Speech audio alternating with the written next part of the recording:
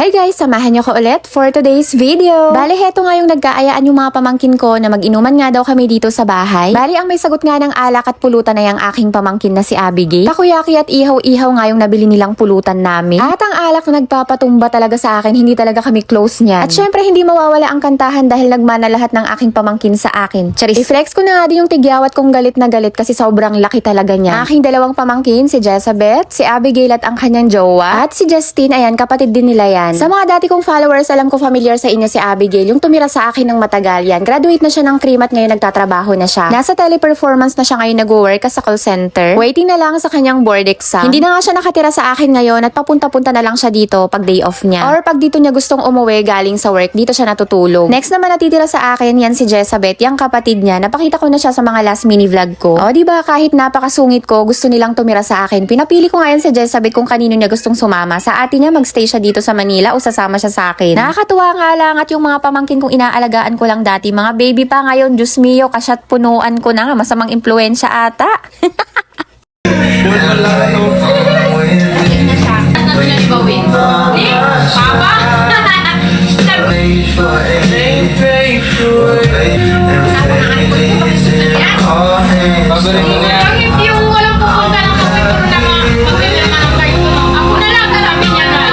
Pagkatapos nga ng shot puno namin ay nagkaayaan na mag-TikTok.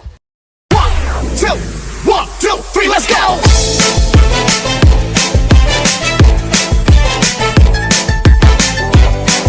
This is DJ Magoy of Barangay Abukay, Pilar, Sorsogon. Manila pa kita pinagmamasdan. Bawat dalaw sa saliw ng awit tinitingnan. Ang bewang mong gumigiling aking sinusundan. Kahit saan man makarating ay aking sasabayan.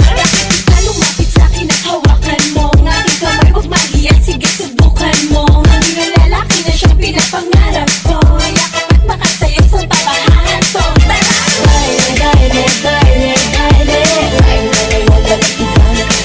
Pagkatapos nga naming mag-TikTok ay nagkataon naman na merong nilalamay dito sa half court na malapit sa amin. Kaya nag-aya sila na mag-bingo dahil kilala ko din naman yung nilalamay. Dahil supportive naman ang trentahin nilang tita, ayan, sinamahan ko muna sila. Hindi naman ako marunong maglaro ng bingo kaya sila na lang. Baka kasi mamaya bingo ko na hindi ko pa alam, Diyos mio. Wala ngang bato kaya nagpira-piroso na lang kami ng styro cup, pwede na yan.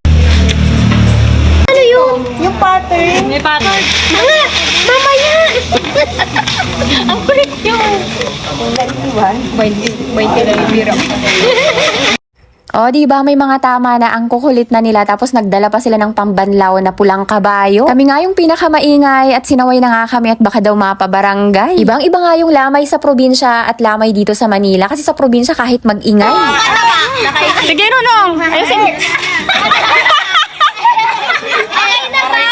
O, sa N! Yan! Tarte!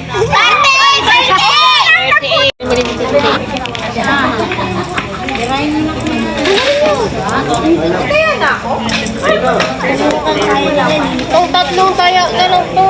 Mura na tayo pera? Meron ba rito? Pautang! O, diba napaka-supportive ng kanilang tita, may taga-ilaw pa sila at may dala pa akong flashlight. Hindi nga kami umuwi hanggat hindi natatapos ang laban ng bingo. Total last night na din naman na ng nilalamay. Syempre, hindi uuwing hindi nakakatikim ng mainit na pasopas nila.